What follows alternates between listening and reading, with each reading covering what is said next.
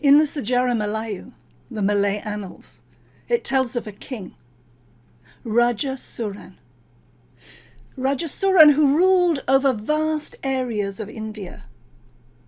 Rajah Suran, who was still not content and wanted more.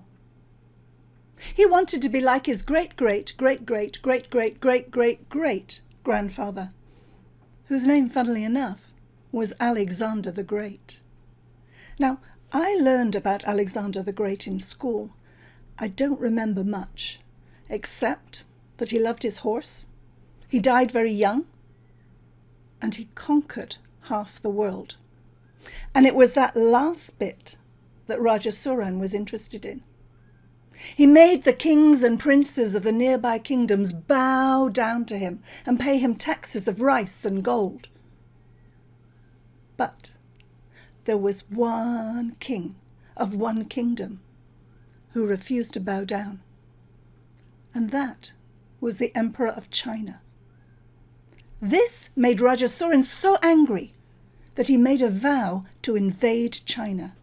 He gathered a huge army from every part of his empire. The army was so big, it was impossible to count the number of soldiers, impossible to count the number of horses and elephants, impossible to count the number of weapons. But although he had this huge army, Rajah Suran also had a little problem. You see, he wasn't exactly sure where China was. He thought it must be somewhere in the south. And so he led his army out of India and into Myanmar and followed the coast southwards. Month after month that army passed through village, through town, through city, through jungles, across rivers. Month after month of marching. People said that so many men drank from the rivers that they dried up. They said that it took 6 months for that army to pass by a single village. Down through Myanmar and into Thailand, where they fought a battle with the king of Thailand's army and emerged victorious.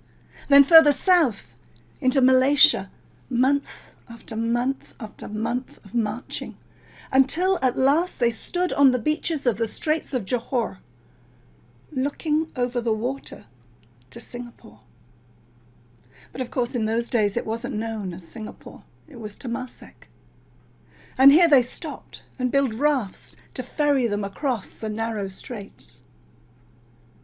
And at last that huge army was assembled on the north shore of Temasek. Who knows, maybe where Woodlands is today. And Rajah Suran then gave the order, march south. But if you know Singapore, like I do, you'll know it didn't take them very long before they saw the sea again. And Rajah Suran realized that if he wanted to get to China, he would have to travel by sea. And so he set his men to building ships. But he also set out men in every direction with instructions. Find the way to China and find it quickly. Now, Rajah Suran's journey, his army, his plan to invade China was not a secret. You could not keep such a huge army on the move a secret. And traders who sailed the coast, they heard about it. And as people like to do, they told their friends. And their friends told their friends, and their friends told their friends, until eventually someone told the Emperor of China himself. When the Emperor heard this news, he was very worried. He knew his army was no match for this huge army that was coming his way. And so he called all his most trusted advisors, his ministers, together. And he said, you must find a way to stop this army reaching our shores. And so the ministers sat down and thought. They thought and they thought. All day, all night, all day, all night. And then, on the third night, Just as the dawn was about to break, the chief minister leapt up and said, "I know!" and then dashed out of the room, not telling the other ministers anything. The chief minister went to the emperor's rooms and told him his idea. When the emperor heard the idea, he smiled for the first time in days. Yes, that might just work. Go and get what you need at once. And so the chief minister went down to the harbour to find a ship to sail to Temasek, to sail to Singapore. But he didn't look for the best ship, the newest ship, the fastest ship. No, he searched the harbour until he found the oldest ship there. Its planks were worn and its sails were ragged with age. The other ministers had followed him down to the harbour, and they were puzzled. How on earth was this old ship going to save them from Rajah Suran's mighty army? They were even more puzzled at what the chief minister did next. For next he went out into the city to find sailors to crew the ship. And he chose the oldest ones he could find. Why, some of them were so old they could hardly walk. They had to be carried on board the ship. An old ship with old sailors. The ministers scratched their heads. What was going on? Well, what the chief minister did next seemed just as ridiculous. He ordered that great big old fruit trees be dug up out of the palace orchard, planted into great pots, and carried onto the deck of the ship. So now there was an old ship with old sailors and old fruit trees. By now the city was abuzz with talk. They were convinced that the chief minister had lost his mind. The chief minister next ordered that every single sewing needle in the city be brought to the palace. By the next morning, the palace courtyard was filled with great piles of sewing needles. "Pick out all the old and rusty needles," said the chief minister to the servants. The servants worked hard all day, and by nightfall they had filled 50 sacks with rusty needles.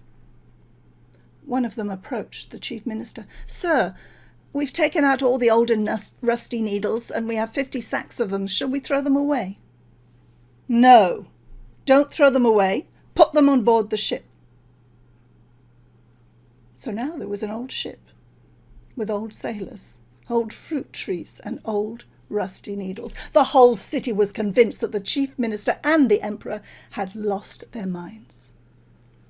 But they didn't care. They smiled as they waved the ship off on its voyage to Temasek, its voyage to Singapore. And weeks later, that ship arrived in Temasek harbour. Rajah Suran and his men were still there. They still hadn't worked out the way to China. And when the lookouts saw this strange old ship with a crew of old grandfathers and huge fruit trees growing on its deck, they fell about laughing. And soon everyone on the island had heard about this ship. And even Rajah Suran himself came to take a look. "What country is it that has such old sailors?" he said. One of the sailors spoke up. "Sir, we were not always so old. When we started our voyage, we were all strong young men. But it has taken us so long to get here from China that we have grown old. And our cargo of fruit tree seeds and great iron bars, well, the seeds have grown into trees, and the iron bars have rusted down to the size of needles." And he threw open one of the sacks of needles to show Rajah Suran.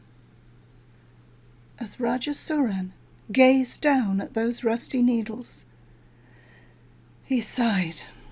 No. If China was so far away, he would be an old man before he got there. His soldiers would be old too old to fight. No, it was not worth it. He would go and find some other nearer land to conquer. And so he gave the order for that huge army to turn around and march back the way it came to India. And China was saved. But that's not the end of the story. For they say that Rajah Suran himself did not go back to India, but he stayed in Temasek in Singapore. And he was plagued by a dream, every night the same dream, a dream of an undersea kingdom. And at last he devised a way to descend below the sea. And he saw that kingdom. And he met the great king of the sea and the sea king's daughter. And of course, as happens in such stories, he fell in love with the sea princess. And as happens in such stories, they were married and lived happily for many years. They had 3 fine sons together. But then Rajah Suran began to miss his old life. The blue sky, the green trees, the birds flying free, the food of his people. And he grew sadder and sadder. Until at last his wife said, "You must go back. Go back to your own land. Go back to your own people." Now Rajah Suran wanted to take his wife and his sons with him. But the great sea king said, "No, my daughter and my grandsons will stay here. But I make you a promise, Rajah Suran. I promise you that when your sons grow into men, they will come up out of the sea and become kings on the land." And some people say that's just what happened. The 3 princes emerged from the sea at Palembang in Sumatra, Indonesia. And they did become kings. The youngest prince became the king of Palembang, and his brothers kings of neighboring kingdoms. Now, in time, the youngest prince got married and had a son of his own. And if you come from Singapore, I think you will know that son's name, for his name was Sang Nila Utama, the very same Sang Nila Utama who sailed across stormy waters, saw what he thought was a lion, and gave our country its name, Singapura, the Lion City. But that, as they say, that is another story.